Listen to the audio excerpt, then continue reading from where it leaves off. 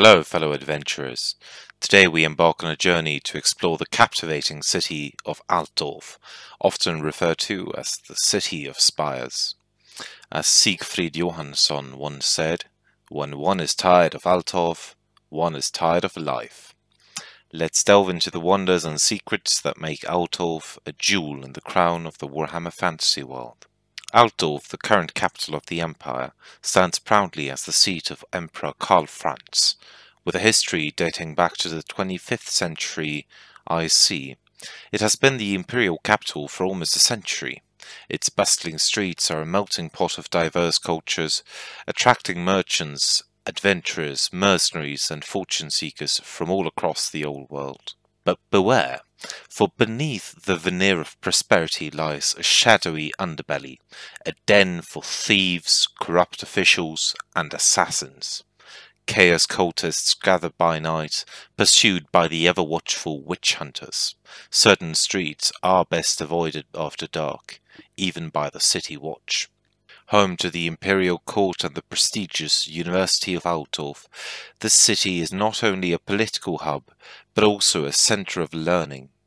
Lords and princes from various lands come to seek knowledge from mankind's foremost thinkers. The College of Magic, renowned for magical lore, and the Imperial Engineer School, birthplace of groundbreaking inventions, add to Altdorf's intellectual allure. Altdorf's strategic location at the confluence of rivers Reich and Talbot is marked by numerous bridges designed by the scholars of the Imperial Engineer School. These bridges, equipped with steam-driven pistons, facilitate trading ships travelling further up the Reich and also showcase the city's engineering prowess. The Reichsport, home of the first fleet of the Imperial Navy, serves as a deep water harbour. Merchants can unload their cargoes, but also continue upriver with riverboats, subject to the city's taxes, of course. And let's not forget the famous Imperial Zoo, housing monsters from every corner of the Empire and beyond, even including some from the Chaos Wastes. With a constant influx of visitors, Altdorf boasts a vibrant hospitality sector. Numerous inns, taverns, and breweries cater to merchants, pilgrims, to the holy temple of Sigmar, and those exploring the city's government buildings, such as libraries and the university. Altdorf is a fortress, enveloped by strong white walls and red slate roofs. Its large garrison and renowned knightly orders, including the illustrious Reichsguard, stand as a testament to the city's unwavering defence. So whether you seek knowledge, adventure, or simply a taste of the old world's charm, Altdorf awaits with open gates. Join us as we uncover the mysteries and marvels of this enchanting city of spires.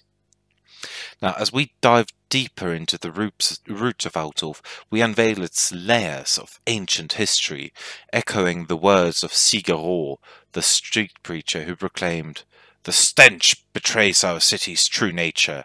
It rots from within, and as it decays, so too does our mighty land." Long before the grandeur of Altdorf, the confluence of the River Reich and the River Talbot was a site pulsating with magical energy. The Old Ones, in their wisdom, constructed a nexus point of the geomantic web at this very location. High Elf settlers later established the town of Cor van Aeth, a minor outpost in the Old World, where Altdorf now stands. However, the War of Vengeance, also known as the War of the Beard, changed the course of history. Dwarfs, led by Snorri Halfhand, attacked and defeated the High Elves, toppling Cor van Aeth's towers and burying all of its monuments. The dwarf then occupied the site briefly before abandoning it during the Goblin Wars. The region then saw the presence of primitive agrarian tribes of man, leaving their marks with Ogham stones. In the ebb and flow of time, around 1000 before the imperial calendar, bellicose tribes of men, followers of the northern gods, migrated into the Reich Basin. They subjugated these Ogham stone races, establishing the Unberogen tribe in what is now Reichland. In 600 years before the imperial calendar, their chief settlement, Reichdorf, meaning town of the river, in the Unberogen tongue, flourished, and this was at the confluence, again at the rivers of Reich and Talabek. The Unberogens, augmented by a small community of dwarfs, fortified Reichdorf. The dwarf quarter, Metalschakle, thrived for its many armorers and blacksmiths. The islands at the river confluence offered strategic advantages, with access to fisheries, fertile farmlands, and red clay deposits for pottery. Archaeological evidence suggests that a modern Altdorf sits atop a prehistoric settlement. In the annals of history, in 30 before the imperial calendar, the child Sigma was born in Reichdorf to its chieftain and chieftess. He was a charismatic leader, he grew strong and gained the gratitude of the dwarf high king Kurgan Ironbeard for saving him from orcs. The claim that Sigma was born in Altdorf is contested, with burghers across Reichland making similar assertions. Sigma's leadership unfolded as he sought vengeance against the Norse marauders and the Teutoburgian brigands. Convinced that unity was paramount, Sigma led the tribes in a campaign of conquest, culminating in the proclamation of the empire in the first year of the imperial calendar. Reichdorf witnessed the coronation, and it was from there that the Sigma ruled as the first emperor. As the pages of Altdorf's history unfold, the city witnessed a tumultuous period, marked by both glory and decay. After its golden age of trade and scholarly pursuits, Altdorf faced challenges that tested its resilience and stability. During Sigma's reign, Altdorf thrived as the imperial capital. 2 roads connected it to Middenheim and Nulln, establishing it as a bustling hub of trade and culture. The city became the largest ruled by men, fostering a burgeoning merchant class and attracted skilled craftsmen in various fields. 73 years after the empire's founding, a friar named Johann Hellstrom played a pivotal role. Hellstrom, proclaiming a new Sigmarite faith, became the first Grand Theogonist and built a temple to Sigma in Reichdorf. Altdorf entered into a golden age of trade, with exports ranging from wool and leather to metalwork and ales.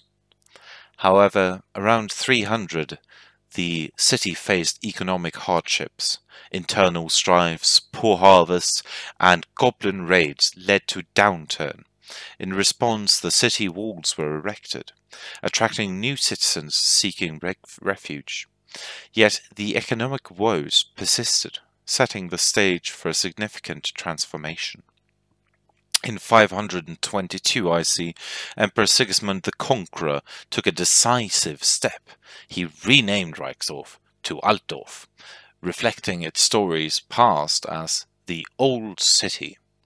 White stones fortified the city, courtesy of dwarf artisans, and a decree mandated all buildings be made of stone to prevent fires, though this decree was often ignored. However, in 557 IC, Emperor Siegfried the Lawgiver found the city's odour unbearable. He relocated the capital to Null, dubbing Altdorf the Great Reek. And despite this change, Altdorf retained its significance at the heart and as a holy city for the cult of Sigma, growing in popularity and political power. In 924 IC, a chaos cult of Nurgle, known as the Order of the Septic Claw, plunged Altdorf into a catastrophic disaster. An epidemic struck, followed by a ritual that summoned Nurglings, causing the collapse of the Temple of Shalya. The chaos wrought by Nurgle's influence left an indelible mark on the city. Entering the Drakewald era around the first millennium's turn, the Emperor Ludwig the Fat ruled from Altdorf once again. Grand Theogenes Zygmunt II undertook a lavish renovation of the imperial palace, attracting Ludwig from his old capital in Karoborg. This era saw the cult of Sigmar gaining political power, yet it foreshadowed a darker path. Emperor Boris Goldgatherer, also known as Boris the Incompetent, inherited the crown in 1053 IC. His reign was marred by corruption, tyranny, and ineptitude. Urban riots erupted in Altdorf as Boris's mismanagement fueled resentment. The emperor's ill-conceived schemes, including attempts to ennoble his favourite racehorse, triggered further unrest. Poor harvests, tax disputes, and a disillusioned lower class led to the rise of the bread marchers. Boris's harsh response to this only fueled the flames of rebellion, resulting in beheadings, riots, and a city on the brink of chaos. The Black Plague in 1111 IC finally brought an end to the riots, but not without leaving a city scarred and changed. As the city of Altdorf navigated through the turbulent waters of political intrigue and external threats, the aftermath of Emperor Goldgather's rule left an indelible mark. The once thriving city faced a new era, marred by internal conflicts and external pressures that would reshape its destiny. In response to the chaos, Emperor Boris Goldgatherer retreated to the cleaner city of Karoberg, leaving Aldor Kreisig, head of the Kaiserjäger, as the protector of the empire and governor of Altdorf. Kreisig, a former peasant, faced animosity from both nobility and commoners, but he saw an opportunity to consolidate power through alliances and manipulation. As religious fervour swept through the plagued city, Kreisig plotted to use it to his advantage. With the assistance of the Baroness von den Linden, a secret witch, he orchestrated the election of Stefan Schroppe as Grand Theogenist, aiming to control the influential cult of Sigmar. However, unforeseen alliances and threats, including Skaven intervention, led to a siege on Altdorf. Gazul Grund, the Grand Theogenist, sought to break free from Kreisig's influence. In a night of treachery known as the Night of Holy Knives, he ordered the execution of kinfolk of Sigmarite priests, severing Kreisig's tie to the cult of Sigmar. The city, ravaged by both plague and conflict, faced an uncertain future. With Emperor Manfred Ratslayer ascending to the throne in 1124 IC, Altdorf witnessed a continued downturn. The imperial court relocated, and merchants and nobles departed. The city plunged into economic collapse. Riots erupted, and the once prosperous city struggled to find its footing. Amidst the chaos, the emergence of guilds signalled a new chapter for Altdorf. The merchant class seized the opportunity to fill this power vacuum, promising security for their members, and peasants seeking refuge from the countryside flocked to the city, contributing to the rise of the merchant class and the formation of guilds. In 1248, Altdorf faced an unexpected encounter with a group of tomb kings seeking the golden death mask of Carnot. The city became a battleground for ancient artifacts, adding yet another layer to this complex history. By 1489 IC, Altdorf took measures to safeguard its influence, building low bridges to curb the powers of fleets from the other provinces. The city, at this point marked by bridges and ancient relics, stood as a testament to its resilience in the face of ever-changing tides. As the age of the three emperors dawned upon the war-torn lands of the empire, Altdorf found itself once again at the crossroads of history. The conflicts between the elected emperors and the Attilian emperors provided both challenges and opportunities for the city. In 1645, Altdorf experienced a peculiar event when Emperor Dieter III imposed a tax on ear trimming, leading to a riot among the city's fashionable upper class. This incident reflected the growing discontent and unrest within the city, echoing the broader turbulence of the empire.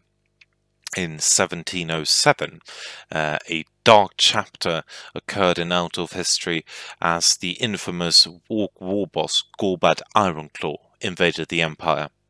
Emperor Sigismund IV, based in Altdorf, fortified the city in anticipation of a siege, and the citizens displayed a remarkable resilience, enduring a harsh siege that became known as the First Siege of Altdorf. Gorbad's horde laid waste to Avalon, Solent, and the Moot, but Altdorf stood firm. The orcs' attempts to breach the city walls were thwarted, and the citizens, despite the death and starvation surrounding them, stood defiant. The siege culminated in the scattering of Gorbad's army as winter set in, earning Altdorf a reputation for unwavering resistance. However, this resilience was tested once more in 1786, when the Red Plague struck, leaving thousands dead and unmarked graves in its wake. The haunted cemetery of Altdorf stood as a chilling reminder of the plague's devastation. During the Long Night of Chaos in 1851 IC, demons flooded the streets of Altdorf, tearing through the city as they contested for prey. Hellfires and fleshhounds left a trail of destruction in their wake, setting a wager among their dark masters. The year 1937 saw a fatal mistake by the Emperor Carolus, who trusted the great enchanter. The poison feast in Castle Drachenfeld claimed the lives of the emperor and his court, plunging the empire into the chaotic year of 7 emperors. The Dark Ages unfolded with the Grand Theogenes Wilhelm III and his refusal to recognize Margrethe's election in 1979 IC. The empire descended into a fragmented state, with provinces becoming uncooperative and belligerent. Altdorf and Nuln maintained a semblance of stability, although their rulers held titles in a realm that had crumbled. In 2012, amidst the chaos, Leonardo de Miragliano founded the Imperial Engineer School in Altdorf under the protection of the Grand Prince Stefan Franz. This initiative aimed to foster and acknowledge the knowledge and innovation during this period of uncertainty.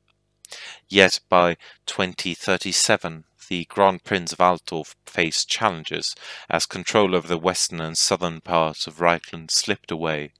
The once unified Reichland fragmented into independent kingdoms, marking a significant shift in the power dynamics of the region. In 2051 IC, Altdorf faced the horrors of the Second Siege, led by the notorious vampire count Vlad von Carstein.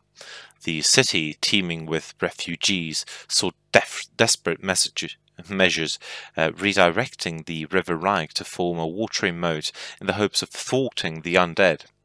After a prolonged siege, Grand Theogenes Wilhelm III seized Vlad and impaled him on a stake, leading to the thrumbling of most of the vampire army. However, Ludwig, the Prince of Altdorf, was prevented from pursuing the fleeing vampires by his imperial rivals. In the aftermath, the refugees from the Vampire War settled in Altdorf, particularly in the Docklands, giving rise to notorious gangs, the Hooks and the Fish. Amidst the struggles for dominance, a massacre occurred in the Cathedral of Sigma in 2055 IC when captured vampire escaped, unleashing chaos and terror in the heart of the city. Less than a century later, Altdorf faced the third siege, led by Manfred von Karstein, the last vampire count of Sylvania. The poorly defended city saw salvation when Grand Theogenes Kurt III recited the great spell of unbinding, causing many of the vampire's undead soldiers to crumble. This event became a turning point, known as the Third Siege of Altdorf. These sieges left Altdorf in dire straits. The city's walls were breached, and the von Karstein tactic of catapulting deceased zombies over the walls triggered plagues, casting a shadow over the once prosperous city. In defiance, Altdorf adopted the shade of death as its city standard, a mocking symbol against their adversaries. However, from the ashes of despair rose an era of the Great Reconstruction. All able-bodied citizens were mandated to contribute to the rebuilding efforts under the penalty of losing citizenship. This monumental effort sought to restore Altdorf to its former glory. Amidst the reconstruction, a glimmer of hope emerged with Eberhard the Just of the Holzkrug line. Trained as a priest of Schalya, his unexpected ascent to leadership brought a brief period of light to the city. Eberhard founded the Great Hospice, embodying compassion in an age of darkness. When Magnus von Bildhofen rallied Altdorf to unite against the encroaching Chaos armies, the Grand Theogenes denounced him as a heretic. However, a miraculous event unfolded when attempts to burn Magnus at the stake failed, and the Altdorf military, witnessing this obvious divine intervention, pledged themselves to join Magnus' war. In the aftermath of the Vampire Wars, Altdorf found itself the centre of significant changes during the reign of Magnus the Pious.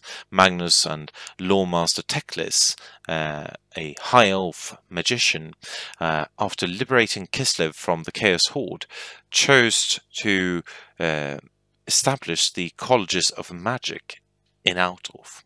The citizens, however, resisted, leading to Altdorf's indignation, marked by riots and martial law. To secure this site for the colleges, the High Elves performed a magic ritual that altered the city's spatial fabric, rendering it nearly unmappable. This Night of the Black Waltz brought pandemonium, with citizens returning to find their homes displaced. The Hexabazark surrounding the colleges became a maze where landmarks replaced reliable streets. Political tensions rose as the colleges sought influence, prompting the Grand Prince to enact laws restricting magistrates' rights. Now, despite the restrictions, the Colleges of Magic pursued their political clout in Altdorf, aligning with some guild leaders. A new class division emerged, setting magisters against nobles, shaping the city's political landscape for generations. During this time, the Imperial School of Engineers in Altdorf gained formal recognition under Magnus I. In 2324, Altdorf faced a crisis as its ever-strained sewer system collapsed, contaminating wells and streams. Emperor Magnus I commanded guilds to undertake the challenging task of repairing the sewers, highlighting the city's ever-ongoing struggle with infrastructure issues.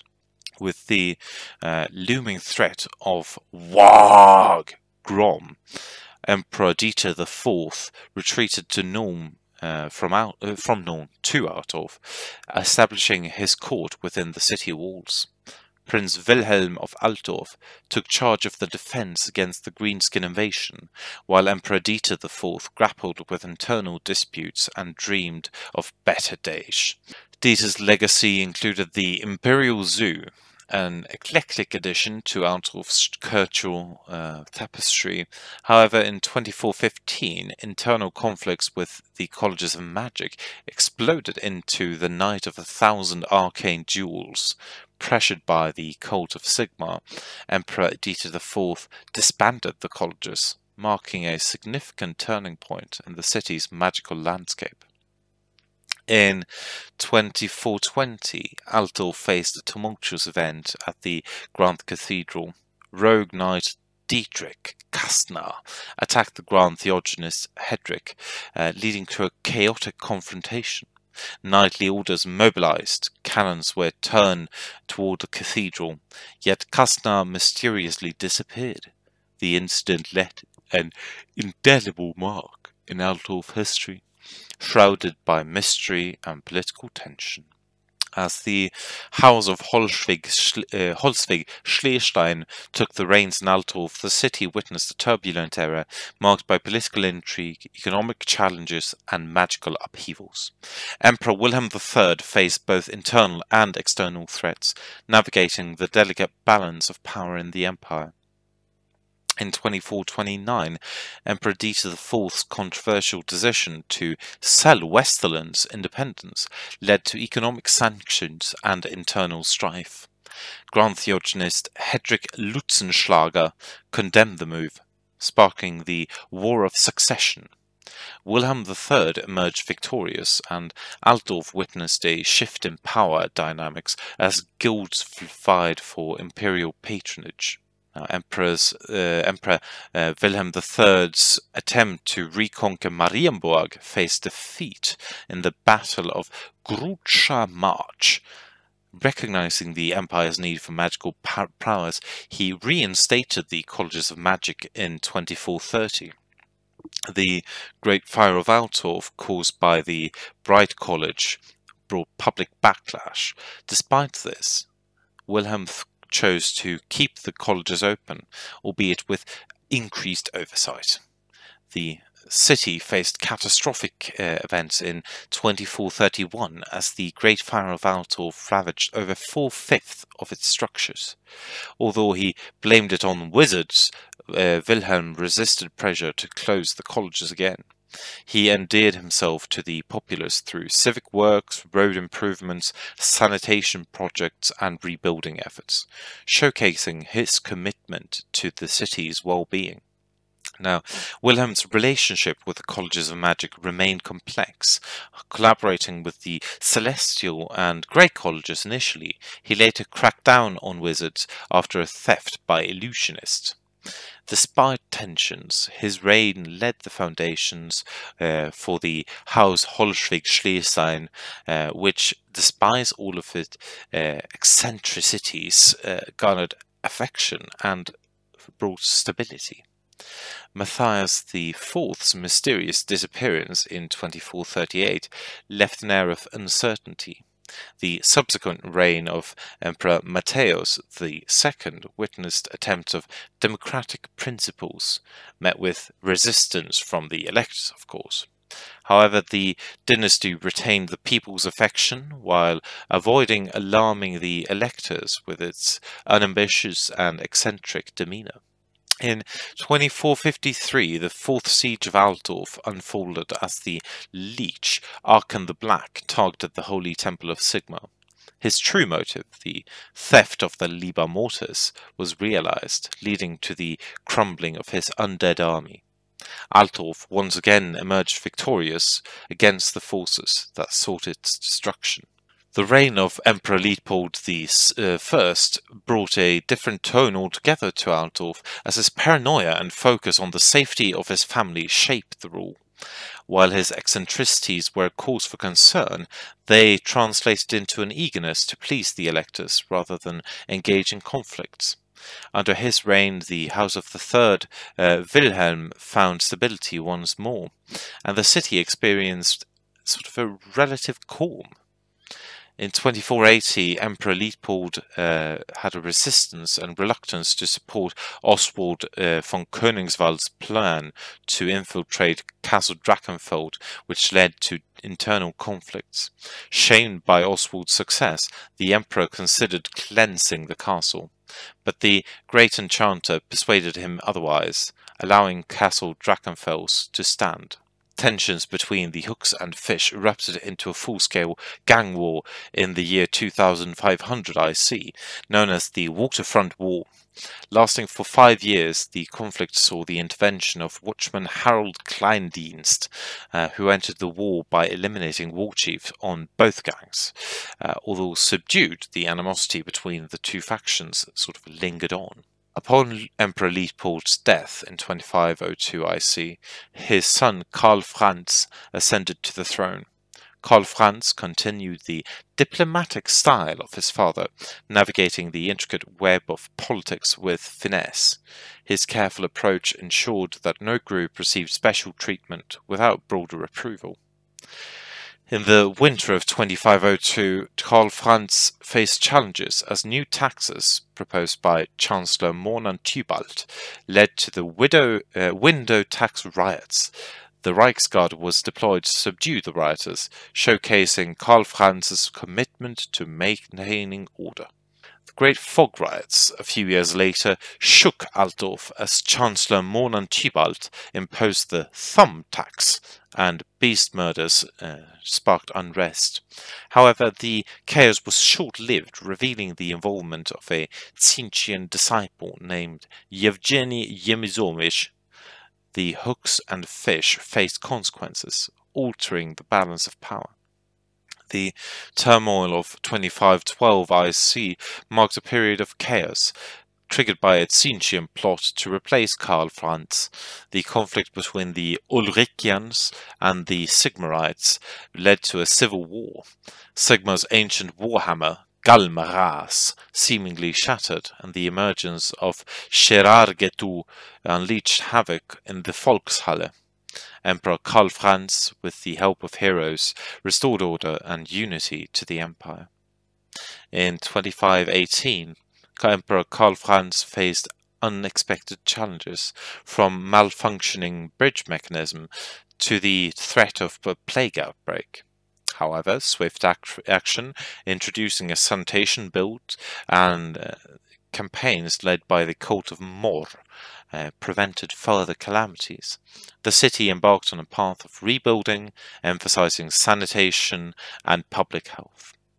As Altdorf emerged from the trials and tribulation of the past, Karl Franz's rule stood as a beacon of stability and resilience. Thank you for joining in on this video about the history of Altdorf, and please join us when we continue in the next episode to discover more about the Altdorf of today. As always, please do subscribe, like, and do comment if you have any suggestions for future topics.